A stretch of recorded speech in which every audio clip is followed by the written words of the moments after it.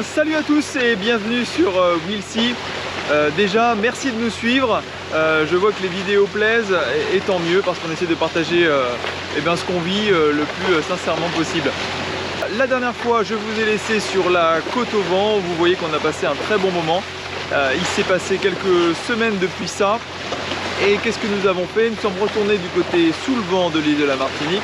Puis nous sommes montés en Guadeloupe pour y rejoindre des amis. Vous avez peut-être vu sur Instagram quelques vidéos à ce sujet. Et maintenant, eh bien, nous sommes à nouveau redescendus. Oui, ça fait un peu essuie-glace, mais c'est le planning qui l'impose. Parce que oui, même en vacances, on a un planning. Et aujourd'hui, nous sommes dans le canal qui sépare la Martinique de Sainte-Lucie. Donc oui, on est bien redescendu.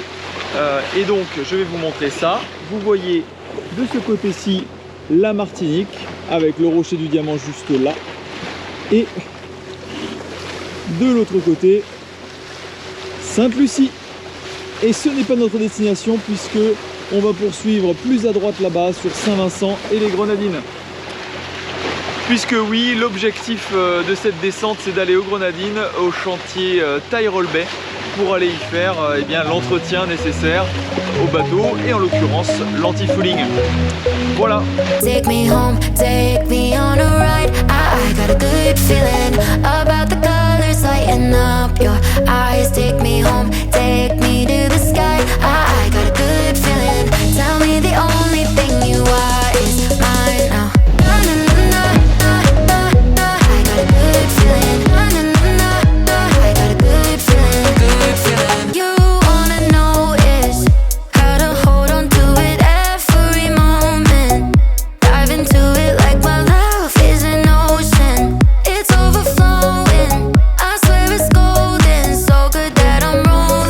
Voilà, arrivé à Carriacou et Tyrol Bay plus précisément, on est donc au chantier, les pontons sont relativement libres, donc la manœuvre d'arrivée a été plutôt simple. Là pour le moment on est en attente de récupérer du cash pour aller payer la clairance, puisqu'on va aller faire la clairance. Ensuite le bateau sera sorti de l'eau et puis je vous fais un petit tour d'horizon pour vous montrer le chantier qui se trouve derrière moi. Et oui, c'est notre lieu de villégiature pour la prochaine semaine. J'ai hâte. Voilà, et ben à tout de suite pour la manœuvre de levée.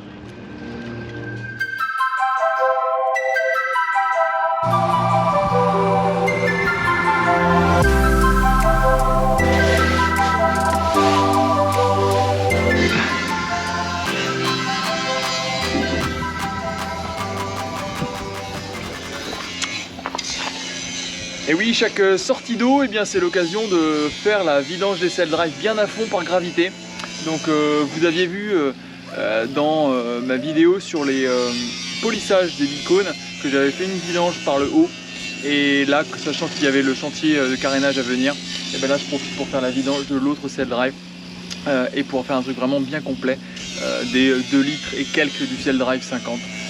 Voilà, autant le faire. J'en profite pour vous dire que je vais également essayer de repasser le produit Prop Speed sur les hélices parce que c'est relativement propre, notamment vous voyez sur cette partie là du sail drive. Sur les hélices c'est un peu plus morflé, donc je vais essayer de le repasser et puis sinon dans l'ensemble après ce sera surtout du ponçage de coque.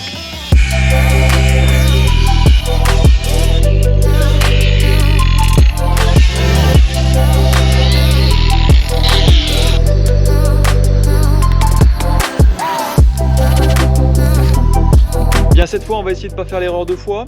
Contrairement à il y a un an à la sortie du chantier d'hiver quand j'ai installé l'anti-fouling précédent qui était l'international Micron 350 qui est un très bon anti-fouling. Et bien cette fois j'ai essayé d'être moins bête et de poser une sous-couche alors une sous-couche d'après que je vais poser en 2 couches. C'est du Jotun Vineyard Silver Grey 88. C'est ce qui va normalement sous l'anti-fouling que j'ai choisi qui est le Jotun Sea Force 90.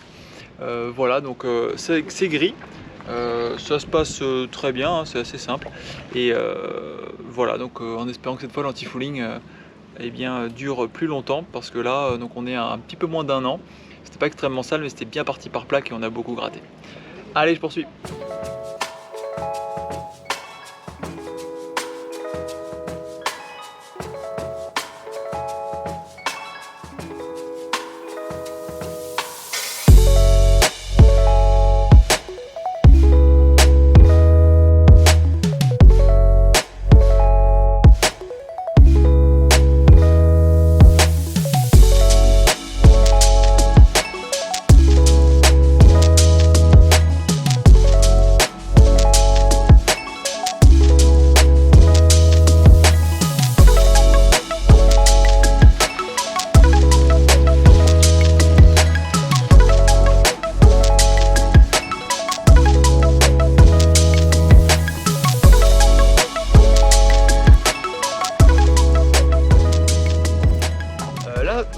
je vais m'attaquer aux hélices. Donc vous voyez un peu l'état de l'hélice après donc 11 mois à l'eau sur donc du Prop Speed qui a été parfaitement posé hein. Là-dessus.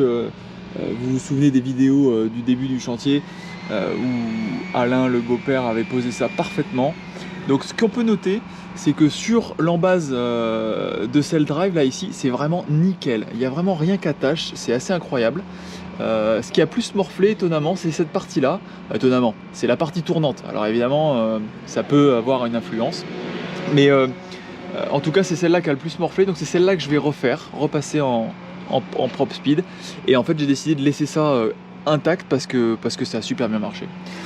Autre point à noter ici, tant qu'on y est, c'est l'anode. Vous voyez, je pense que j'étais un petit peu loin. J'avoue que je savais qu'on allait le sortir de l'eau, que ça allait être plus simple à faire hors de l'eau. Ça se fait très bien dans l'eau aussi, hein, de la changer. Donc là, effectivement, elle est bien bouffée. Il est temps de la changer hein, gravement. Hein. Même il y a un mois ou deux, ça aurait été mieux. Mais bon, je le fais maintenant. Voilà, donc là, application du Prop Speed. Je ne vais pas rentrer dans le détail parce que leur notice est très bien faite, mais c'est assez minutieux à faire. Il y a des temps, il y a des lingettes, il y a des actions chimiques à faire qu'il faut respecter à la lettre si on veut que ça tienne correctement. Et puis je vais en profiter pour changer la note. Voilà.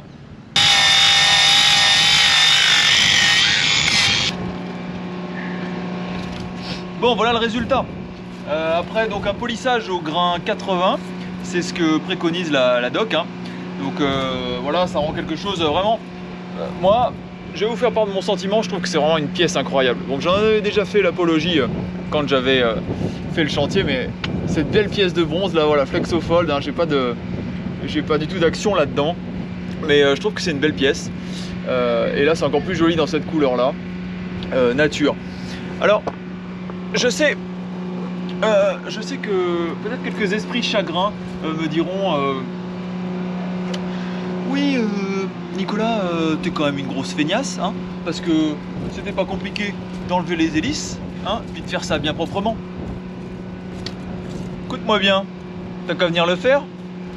Non, en fait, la raison pour laquelle j'ai pas, parce que, pardon, vous savez que j'aime les choses bien faites, parce que là, si on regarde bien là, pardon, hop, dans les petits coins là, ici, c'est difficile à attraper ça là, voilà. Donc j'aurais pu effectivement enlever les hélices, hein, ça se fait. Il faut quand même que je colporte ici. Alors je colporte dans toutes mes recherches internet sur ces choses là, j'ai vu quelques fois des gens avoir des soucis avec des hélices qui tombent, c'est-à-dire les pales d'hélices qui s'en vont, liés à un manque de frein filet sur les vis ou bon, pour diverses raisons, hein, je ne vais pas rentrer dans ce débat là, mais quand on connaît le prix que ça coûte, j'ai pas vraiment envie de les voir tomber au fond de l'océan, l'hélice. Donc moins je les dévisse, mieux je me porte. Ça fait 1 an qu'elles sont en place, elles n'ont pas bougé. J'avais fait très attention au montage, à bien suivre les prescriptions du constructeur. Elles sont toujours là. Je pense que maintenant ce problème-là est écarté. Je vais faire en sorte que ça dure et donc je ne les ai pas démontées et je fais ça en place. Voilà la principale raison pour laquelle je ne les ai pas démontées. T'es contente? Content with it. Et tout ça. Bon, voilà ce que Elodie avait à dire. Donc le Prop Speed, eh bien c'est terminé. Je vais vous montrer le résultat, mais vous l'avez déjà vu si vous avez regardé les premières vidéos du chantier. Voilà, ça ressemble à ça. Je suis désolé, on n'a pas filmé pendant parce que l'opération demande à ce que le timing soit vraiment respecté et j'avais oublié de prendre la GoPro qui était à charger. Donc du coup, bah voilà le résultat final. Donc 2 couches, la couche jaune qui est la première qu'on passe, on en met 2. Et puis par-dessus, une espèce de couche un peu brillante. Je sais pas si ça va rendre vraiment. Une sorte de couche de silicone, voilà, je dirais ça. Et qui fait un aspect plastique. On dirait qu'on touche du plastique. Voilà. Donc bah écoutez, c'est posé, c'est pas si compliqué en fait. Ça demande d'être minutieux, mais rien de plus. Je termine avec une petite info là sur le. J'ai pas parlé argent parce que souvent je trouve que je sais pas, les gens en parlent pas. Le Prop Speed là, le petit kit que je vous ai montré, je crois que de mémoire il m'a coûté 160 €. Voilà, quand je vous dis que c'est un coût, c'est certain. Bon, voilà, chacun fait comme il veut. Voilà, allez, à plus tard. Alors aujourd'hui Nicolas, qu'est-ce qu'on fait? Eh bien aujourd'hui, c'est le dernier jour du chantier, on est dimanche. Et j'ai décidé de garder pour la fin le meilleur, c'est-à-dire la mécanique, parce que la mécanique au moins, il n'y a pas d'esthétique à faire ou ce genre de choses. Là, c'est du gros boulon, ça me plaît mieux. Donc il fallait, au bout d'un an, là on est rendu à 11 mois bien tassé, que je fasse la vidange d'huile moteur et le changement de l'impeller. En général ça se fait à ce moment-là. Donc c'est ce que je vais m'occuper à faire ce matin. Et puis voilà, je vous montre un peu à quoi ça ressemble. Donc là je suis sur la jupe arrière du bateau. J'ai ouvert les marches et ça donne un accès à l'arrière du moteur. Voilà. Alors je ne sais pas si vous allez voir bien, parce que la lumière n'est pas terrible ici. Et donc on a un petit ici capot là, qui cache un petit peu la partie de l'alternateur avec la courroie. Voilà, c'est une pièce mobile, donc ils l'ont protégé, ça s'enlève très facilement. Et puis en bas là, vous distinguez ce capot, qui est le capot qui cache justement l'impeller avec le tuyau d'arrivée d'eau de mer. Donc l'impeller c'est ce qui tourne, fait appel d'air et donc appel d'eau, en l'occurrence d'eau de mer, et vient ensuite l'injecter dans le moteur à travers l'échangeur, mais dont vous avez suivi le refit au début au chantier de refit d'hiver. Voilà, donc je vais ouvrir le capot, on va accéder comme ça à l'impeller, je vous montrerai, et puis voilà. Je vous montre, attendez, hop, à quoi ça ressemble à peu près. Voilà, c'est ça en fait. Donc c'est ça en fait, c'est une sorte de roue à aube en matière caoutchoutée qui tourne en fonction de la vitesse de rotation du moteur. Plus il tourne vite, plus elle tourne vite pour amener plus d'eau. Voilà, donc l'objectif, contrairement à ce que j'ai dit, c'est pas de la changer, j'ai vérifié, c'est pas de la changer, c'est de vérifier son état. Donc moi j'y connais pas grand chose, mais le plastique est encore mou, toutes les ailettes sont là. Une fois que j'ai vérifié ça, pour moi elle est fonctionnelle, donc elle se désagrège pas non plus. C'est parfois ce qui arrive, ça peut se désagréger et après venir boucher un peu les tuyaux de l'échangeur. Donc voilà, faut juste faire attention à ça. Et puis voilà, donc je remets le capot et puis une pièce de moins à changer. Bon voilà, c'est recapoté. J'ai pas précisé que avant de mettre le capot, il y a un petit joint bien sûr. Ce joint là, on remet un petit peu de graisse autour, comme tous les joints avant de recapoter. C'est peut-être évident pour beaucoup de gens. Bon, comme j'ai tendance à pas mal décrire ce que je fais, je le redis, j'ai passé un petit peu de graisse marine. Je vous montre ce que j'ai moi. J'ai pris ça, voilà. C'est sur SVB là, une boutique bien connue qui vend ces produits là. Bon, c'est de la graisse marine quoi. Et joie du catamaran, maintenant que j'ai fait un côté, je vais pouvoir faire la même chose de l'autre. Je vais ouvrir, je vais regarder l'état et puis je vais recapoter normalement. Je pense pas que ce soit bien différent. Et puis ensuite on passera à la vidange moteur. Bienvenue dans la cale moteur. Eh bien comme prévu, on attaque donc la partie huile. Donc j'ai fait la vidange des cell drive, vous l'avez vu au début à la sortie d'eau, juste après la sortie d'eau. Donc là j'ai simplement re-rempli, bon, rien de bien méchant. Et puis là vous voyez, je me suis mis en place pour la vidange de l'huile moteur. Donc on vient de le faire tourner 5 minutes pour bien fluidifier l'huile. Et puis là voilà, j'ai, vous voyez, ma pompe ici, pompe à main, on vient pomper, ça fait une dépression. Et ici, tout un tas de petits flexibles que je vais aller mettre. Bougez pas, je vous montre que je vais aller mettre ici. C'est au niveau normalement de la jauge. C'est là, donc on sort la jauge parce qu'a priori c'est le point le plus bas dans le carter et on vient rentrer le flexible jusqu'au fond et pomper. L'opération est un petit peu plus longue que je n'imaginais parce que sur l'autre j'ai bien mis 15-20 minutes. Puis il faut pomper régulièrement pour bien tout aspirer. D'ailleurs je suis même pas sûr d'avoir exactement tout aspiré. Le moteur fait 5 litres d'huile. J'ai dû en retirer un bon 4 litres. Mais guère plus. Après, le suceur il aspire plus rien. Donc c'est comme ça. J'estime que c'est satisfaisant. Voilà, allez, je m'y jette.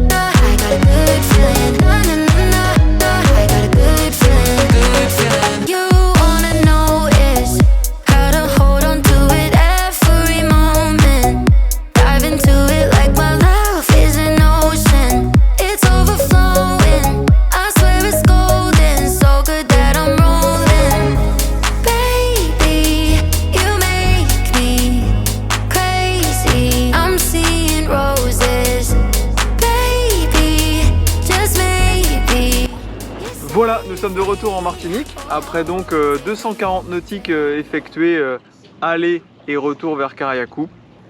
Les points marquants de ce petit trip à vocation technique, ça aura été 3 poissons pêchés, hein, j'aime à le dire, mais on a eu tellement de déboires avec ça dans les premiers mois de notre voyage que là on a réussi à avoir quand même un barracuda et 2 thons d'environ 3-4 kg, donc ça fait vraiment plaisir. Et puis un autre fait marquant, alors ça peut paraître très terre à terre, mais finalement on regarde ça aussi. On a fait un arrêt au Tobago Cays en descendant, donc lieu mythique hein, les Tobago, et c'est vrai que c'est absolument magnifique. Il faut se rappeler que qu'on y reste 5 minutes, 1 heure ou 24 heures, c'est 40 € pour une famille de 4 personnes, quelle que soit la taille du bateau, qu'on mette l'ancre ou une bouée. Donc je le dis ici, j'ai trouvé ça quand même un petit peu cher et ça c'est valable dans toutes les Tobago Cays parce qu'ils ont créé un Tobago Cays Marine Park. Bon, j'ai trouvé ça un peu cher quand même, surtout pour nous qui sommes restés une douzaine d'heures, juste un stop. J'espère que cette vidéo vous aura plu et puis si jamais vous voulez mettre des commentaires ou poser des questions, vous savez comment ça se passe. Sinon merci beaucoup de nous suivre, chaque jour j'ai pas chaque jour mais chaque semaine quelques abonnés en plus, ça fait plaisir et puis je suis content de voir que les vidéos plaisent, on est content de voir ça, que ce soit sur Insta, sur le blog ou sur notre chaîne YouTube. Donc merci à vous et puis à la prochaine. J'en dis pas plus, mais la prochaine vidéo fera l'objet d'un petit scoop. Allez, à bientôt!